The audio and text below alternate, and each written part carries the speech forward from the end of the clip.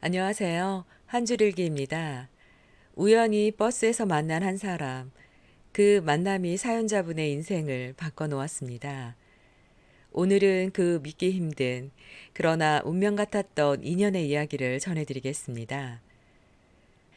저는 서울에서 직장을 다니는 평범한 50대 중반의 남자입니다. 아이들은 다 커서 각자 독립했고, 지금은 아내와 연세 지긋하신 어머니와 함께 살고 있습니다.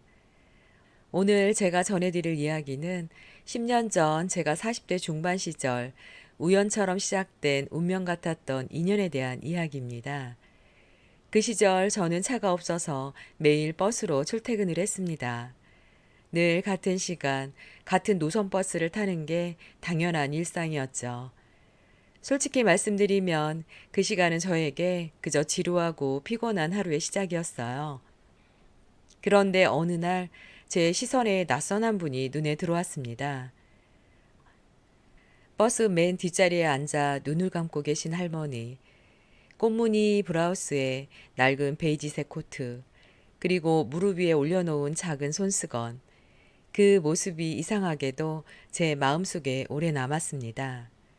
어디를 가시는지 알 수 없었지만 많이 지쳐 보이셨고 고개를 떨구며 졸고 계시는 모습이 많이 피곤해 보이셨어요. 하지만 그렇게 졸고 계시다가도 내리실 정류장에 버스가 도착하면 꼭 놓치지 않고 내리시더라고요. 저는 매일 그 할머니를 같은 버스에서 보게 되었지만 대화를 나누거나 눈을 마주친 적은 없었습니다. 그러다 출근 시간에 버스를 탔는데 빈자리가 없었어요. 할머니께서도 서 계시더라고요. 잠시 후에 제 앞에 앉아있던 승객이 내리시길래 저는 망설임 없이 할머니 옷소매를 살짝 잡고 여기 앉으시라고 했습니다. 괜찮다며 손사래를 치시는 할머니를 부축해 빈자리에 앉게 해드렸고 저는 그 앞에 서 있었어요. 그때 할머니께서는 고맙다며 제 가방을 달라고 하시더니 무릎 위에 올려놓으시고 제게 물으셨습니다. 출근하는 길인가 보네요. 저는 미소 지으며 네, 회사 가는 길이에요. 그런데 할머니께서는 어디 가시는 길이세요? 영감이 많이 아파서 병원에 가는 길이랍니다. 할머니의 말씀을 듣는 순간 저는 이유 모를 따뜻함을 느꼈습니다. 짧은 대화였지만 마치 제 친어머니와 이야기하는 것처럼 너무 편안했어요. 저는 그때부터 매일 출근길이 기다려지기 시작했습니다. 그 뒤로 출근길마다 저는 할머니와 인사를 나누었고 조금씩 대화를 나누게 되었어요. 지루하기만 했던 버스가 저에겐 특별한 공간으로 바뀌었죠. 며칠 뒤 할머니와 나란히 자리에 앉게 되었는데 갑자기 말씀하시더라고요. 혹시 내 젊은 시절 얘기를 좀 해도 괜찮을까 하고요. 저는 두말할 것도 없이 대답했어요. 그럼요, 정말 듣고 싶습니다. 할머니는 조용히 미소 지으며 말씀을 시작하셨어요. 할머니는 20살 무렵 시골 장터에서 국수집을 하셨다고 합니다. 그때 처음 만난 분이 바로 영감님이셨대요. 군복을 입은 채 국수 한 그릇에 국물까지 싹 다 비우던 모습이 그렇게 멋있어 보일 수가 없었다는 겁니다. 그 후로도 휴가 때마다 국수집을 찾아와 말은 거의 안 하셨지만 늘 따뜻한 눈빛을 보내셨대요.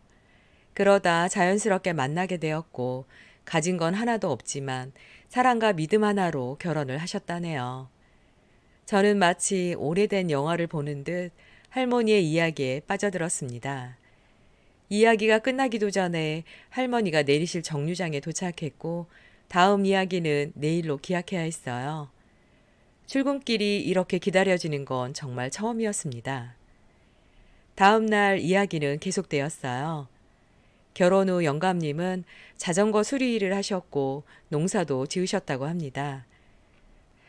자식은 없었고 두 분이 열심히 일하셔서 어느 정도 자리를 잡게 되었으니 이제 편안하게 일생 살다 갑시다 하고 하던 일들을 다 접으셨대요. 하지만 이제 일 그만하고 편히 살자 했던 약속은 영감님이 뇌졸중으로 쓰러지면서 지킬 수 없는 약속이 되어버렸다네요. 그날 이후 할머니의 하루는 달라졌답니다. 의식 없이 병원에 누워 계신 영감님을 만나러 매일 병원에 가시고 영감님이 의식은 없지만 할머니의 목소리를 듣고 싶어 하실 것 같아 병원 가는 걸 하루도 빠질 수가 없다고 하시더라고요. 그 말을 듣는 순간 저는 목이 메어 아무 말도 할 수가 없었습니다. 할머니의 하루는 영감님의 중심으로 돌아가고 있었어요. 그것은 힘든 간병의 시간이 아니라 오히려 부부의 마지막 시간을 함께하는 소중한 여정처럼 느껴졌습니다. 그런데 어느 날부터인가 할머니가 보이지 않으셨어요. 혹시 무슨 일이 생긴 건 아닐까?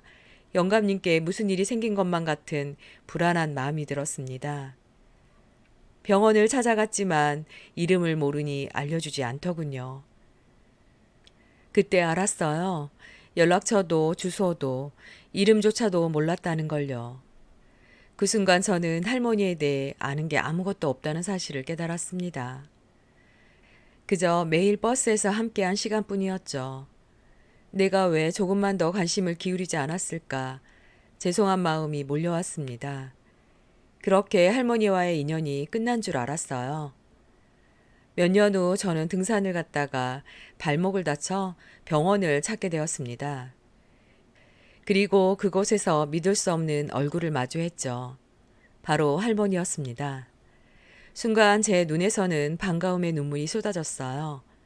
마치 돌아가신 제 어머니를 다시 만난 것 같았습니다. 전 부모님이 일찍 돌아가셔서 어머니의 정을 많이 받고 자라지 못했거든요. 저는 할머니를 집으로 모셔왔고 아내도 저한테 할머니 얘기를 많이 들었어서 따뜻하게 맞이해 주었습니다. 할머니는 지금 요양원에 계신다고 하셨어요. 오늘 때마침 약 타러 가는 날이라 요양원 관계자하고 병원에 오신 거라고 하셨고요. 영감님은 끝내 돌아가셨고 혼자 계시기 외로워 지인 소개로 요양원에 들어가게 되셨답니다. 그 후로 저희 부부는 주말마다 할머니를 찾아뵙고 식사하며 시간을 같이 보냈습니다. 면회를 끝내고 뒤돌아 나올 때면 아쉬워하시는 할머니 얼굴에 눈에 들어왔고 계속 마음 한구석이 편치 않았어요. 몇 개월이 지난 후 저는 아내에게 물어봤습니다. 우리 집으로 모시면 어떨까 하고요. 아내는 처음에 망설였지만 제가 당신 의견이 제일 중요하니 신중히 생각해보고 얘기해달라고 했죠. 그리고 며칠 후 아내도 제 뜻을 받아들여줬습니다. 그래서 지금은 어떻게 되었냐고요? 저는 지금 할머니를 어머니라 부르며 함께 살고 있답니다. 저는 꼭 저희 어머니께서 환생하신 것 같은 생각이 듭니다. 너무 좋고 편하거든요. 함께 산 지도 벌써 2년이 되었어요. 건강도 많이 회복하셨고 아내도 많이 행복해합니다. 쉽지 않은 결정이었을 텐데 모시고 살고 싶다는 제 말에 흔쾌히 따라준 아내에게 이 사연을 통해 정말 고맙다고 말하고 싶습니다. 사람들은 말합니다. 핏줄도 아닌 분을 어떻게 모실 수 있냐고요. 하지만 저는 이렇게 생각합니다. 이건 우연이 아니라 꼭 만나야 했던 운명 같은 인연이라고요. 지금까지 사연자분의 이야기를 들으셨습니다. 우리 주변에 스쳐가는 사람들, 그 인연 하나하나가 내 인생을 바꿀 수도 있습니다. 혹시 오늘도 같은 길을 걷는 누군가가 있다면 그 인연에 조금 더 마음을 기울여 보시는 건 어떨까요? 오늘 사연이 저처럼 마음에 닿았다면 구독과 좋아요로 함께 해주세요. 한 줄 일기는 사연자분이 보내주신 사연을 제가 직접 읽어드리고 있습니다. 혹시 나누고 싶은 사연이 있다면 설명글에 있는 이메일로 보내주세요. 정성을 담아 읽어드리겠습니다. 오늘 끝까지 들어주셔서 감사합니다. 지금까지 한 줄 일기였습니다.